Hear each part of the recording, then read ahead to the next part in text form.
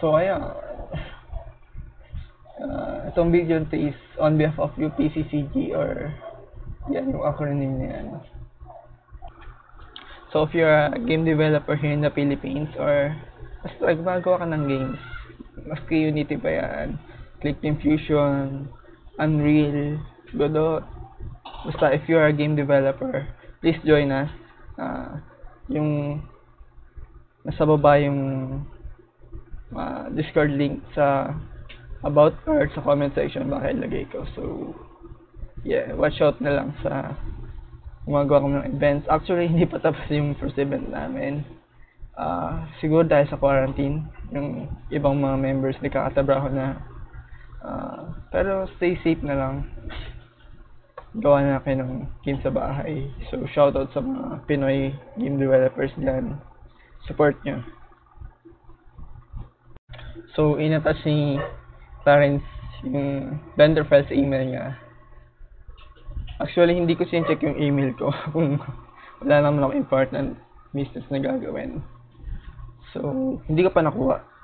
Pero, medyo may nakuha akong mga screenshot sa messenger. Isa-isahin na natin. Review. Okay, so first pick, napansin ko agad is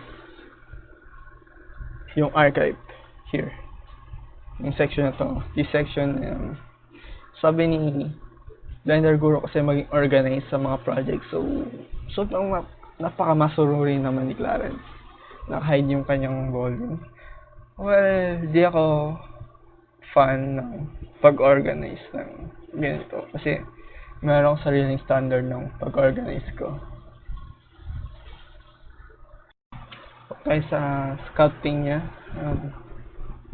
sabi kasi ni Blender Guru, walang donut na proportional and perfect. So, in sculpt niya, nilagyan niya parang bell dito, para sexy donut. Well, yung gumawa ko ng donut, hindi ko ginawa. Never ako nag-sculpt until nag-YouTube ako. Yung sa mga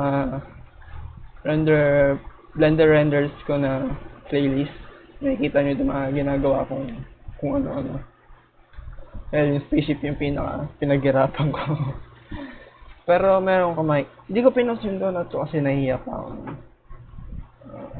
So masabi ko lang napaganda ng sculpting nito. Dating icing. Mahirap i-form yung ice cream kasi proportional editing. I-pull mo yun as slide. Isa-isa. And then, ready. So, slide. Ito yung finished product niya is 2 things lang. Masabi ko. For one, yung icing. Saka yung donut. So, napakasarap tingnan ng icing. Siguro mas gusto ko less green sa sprinkles kasi unappetizing yung blue sa green sa sprinkles, sa totoo lang. Kasi walang natural food na color blue and ayaw natin ng gulay. Ano ko, basta, well, kumakain ako ng gulay kaso we associate the color green sa gulay. Kaya medyo unappetizing lang dapat sa mga food producers dyan. Avoid green or blue stuff kasi ayaw ng tiyan natin. Iniisip ng utak natin na ayaw ng tiyan natin. Ayaw ng dila natin kasi unfortunately hindi sila natural food colors. So, for another, yung second ko is I know, nirender niya sa EV pero bakit may shading ng violet? Well, sobrang sophisticated ng aking pag-review. Start na natin yung video kasi tapos na yung introduction lang kung pag-review ng donut ni Clarence. So, wait. I'm just gonna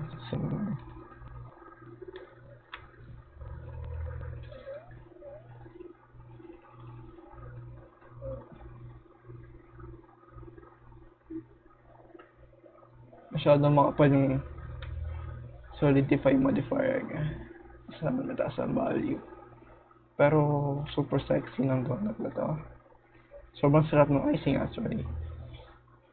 Hindi man siya bumagay dun sa donut sa icing kasi parang masyadong crispy yung texture. Okay lang naman. Kainin ko pa din yung donut na yan. Kung totoo donut na, sarap. So, thumbs up kay Lawrence. Okay, nasa blender na tayo. Record ba? Check ko lang. Okay, good.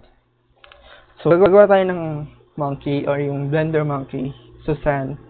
Tapos, i-import natin siya sa Unity 5.6. Why 5.6? Kasi wala. Bulok yung hardware natin. Well, hindi naman siya bulok. Talagang low end lang. G210. So, nirender ko ng DirectX 9. Masyado mababa yun. So, let's start na lang. Kasi, suit ka sa description siguro. So, delete natin tong default cube. Sorry, default cube. Mahal na mahal kita, pero data kailangan niya. So, monkey. Rename lang natin yung mesh name lang. Lagyan natin ng 2. Para hindi lang malito. So, here's what we're gonna do. Kailangan natin siyang scale kasi default is 2 meters, right? Yung average size ng unit AI characters is, yung height is 2 meters. So, masyado siyang malaki. Proportionally, so scale natin siya ng 0.5. Kalahatiin yun is equals to sa mga 1 meter lang.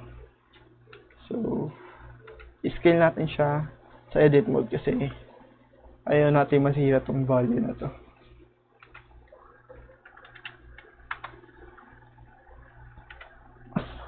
Tapos, gusto ko yung pivot niya is sa baba. Gusto natin na nakaangat siya palagi dun sa plane. So, gagawa tayo ng plane. Sorry sa pagbigay. Gusto natin nasa ibabaw siya. So, GZ 0.5. So, medyo nakaangat na siya. So, here's the technique. Lalagyan natin siya ng shades mode. Makikita nyo yung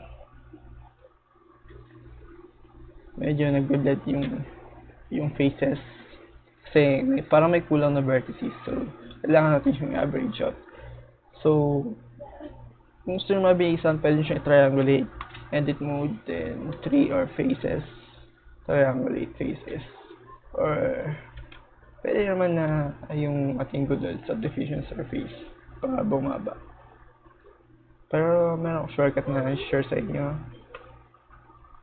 Preference.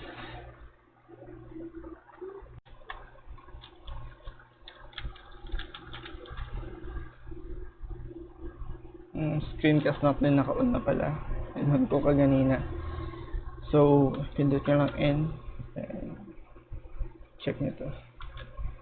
So, makikita nyo. So, mag-add lang tayo ng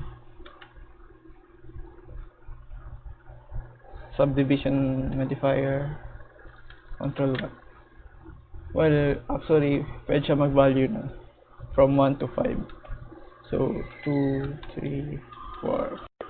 Check nyo dito. Pag control 1, sabi ko, control 1. So, mag-iba siya ng 1. Control 2. Ay. Mag-iba siya ng 2 dapat. Pero ngayon, control 1. Siguro sapat na yan.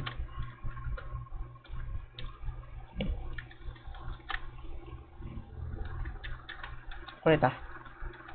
Yeah. So, apply natin. Pero kung makita nyo, medyo rough yung monkey natin. Medyo hindi siya maganda. So, i-topology natin siya. ating sculpting. So, smooth and separated ang ating value. Papadaanin lang natin siya.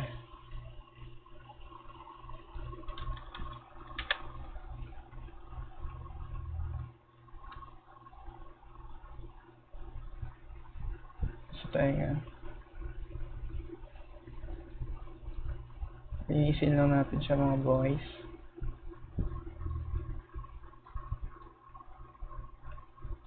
Until satisfy na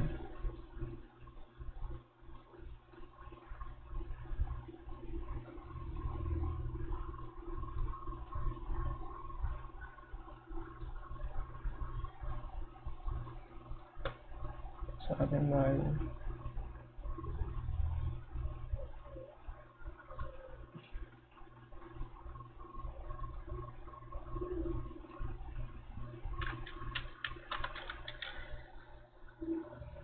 Medyo okay na yan.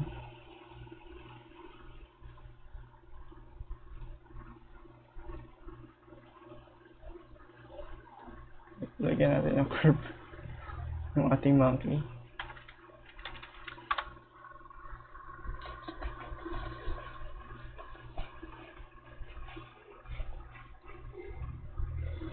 Yeah, kamukha niya na si Yoda.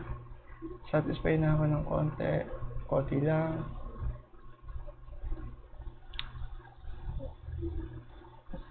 Shade na natin siya. Medyo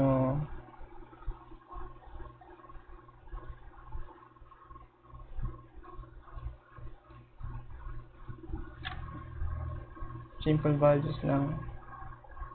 Rename natin siya lang. So then,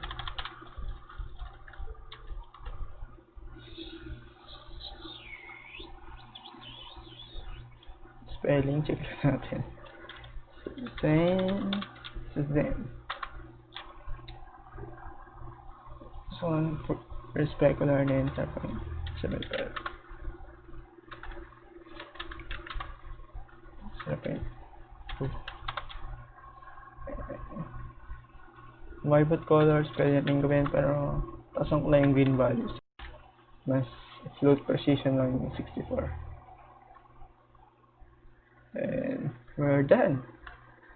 Pwede na kayo mag-adjust ng colors dito. Gusto namin red monkey. And pwede ka dito.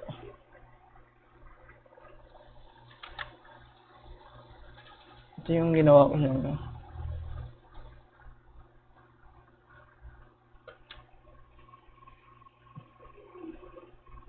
Later, pag pinagtabi nyo, at least yung default na control 5 naman siya, mas smooth din siya kasi naka-value scab siya, hindi nakaayos yung tenga.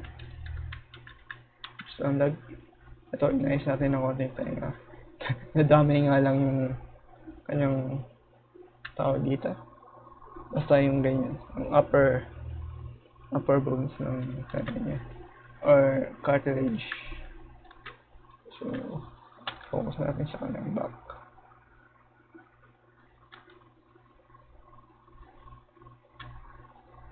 Sabi nga, kamukha siya ni Yoda. Pero kung ayaw nyo ng, or simple na lang, break tayo.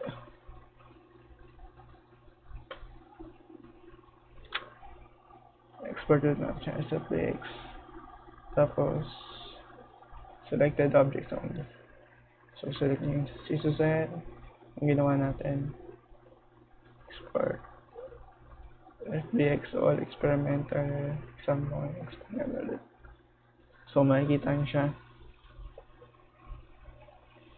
Wow.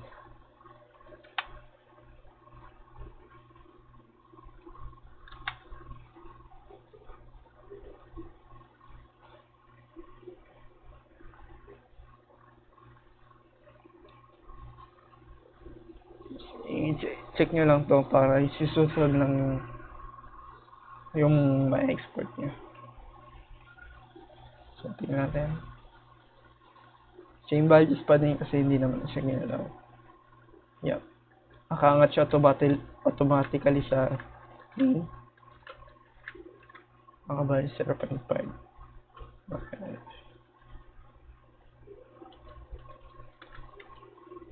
Hindi siya automatic siya.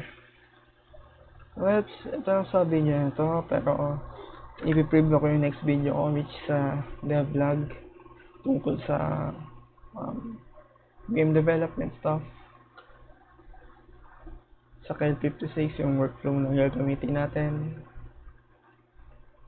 here.